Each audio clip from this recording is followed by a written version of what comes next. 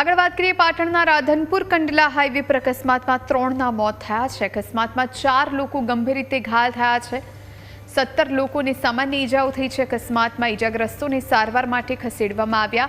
એક સાથે 5 વાહન અથડાતા અકસ્માતની આ ઘટના બની। ટ્રેલર ચાલકે બાઇક, જીપ, ડાલાને અડફેટે લીધા।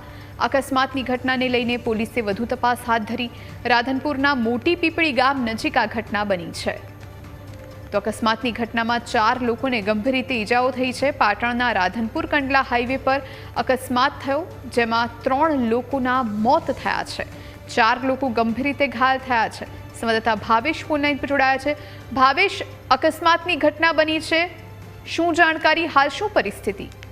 જી ચોક્કસથી જુહી જણાવી દઉં કે જે રાધનપુર કંડલા હાઈવે ઉપર જે ગતરોજ મોડી રાત્રે જે ગમખાર અકસ્માત સર્જાયો છે, જે ટેલર ચાલકે ગંભીર રીતે જે 4 થી 5 વાહનોની અડફેટે લેતા જે ગમખાર અકસ્માત સર્જાયો છે, તેમાં અત્યાર સુધીમાં જાણકારી મુજબ 3 લોકોના મોત થયા છે અને 17 થી વધુ લોકો ઘાયલ થયા છે। ઘાયલોને રાધનપુરની રેફરલ હોસ્પિટલ ખાતે સારવાર માટે ખસેડવામાં આવ્યા છે। ઘટનાને પગલે હાઈવે માર્ગ ઉપર લોકોના ટોળે એકત્ર થયા છે। 108ની ટીમો પણ ઘટનાસ્થળે પહોંચી છે। સાથે સાથે પોલીસ પણ ઘટનાસ્થળે પહોંચીને ટ્રાફિક હળવો કરાવ્યો છે। તો જે રીતે કહી શકાય કે રાધનપુરના ધારાસભ્ય લવિંગી ઠાકોર પણ રાધનપુર રેફરલ હોસ્પિટલ ખાતે પહોંચ્યા છે અને જે આ અકસ્માતની ઘટનામાં જે મૃત્યુ પામ્યા છે તેવા લોકોને તેઓ શ્રદ્ધાંજલિ પાઠવી। સાથે સાથે આ અકસ્માતને દુઃખદ ગણાવ્યો છે અને જે રીતે કહી શકાય કે નેશનલ હાઈવે ઓથોરિટીની ગંભીર બેદરકારી ધારાસભ્ય લવિંગી ઠાકોરે ગણાવ્યું છે। કારણ કે જે નેશનલ હાઈવે રોડ, જે 4 લાઇન રોડ છે, ત્યાં આગળ જે એક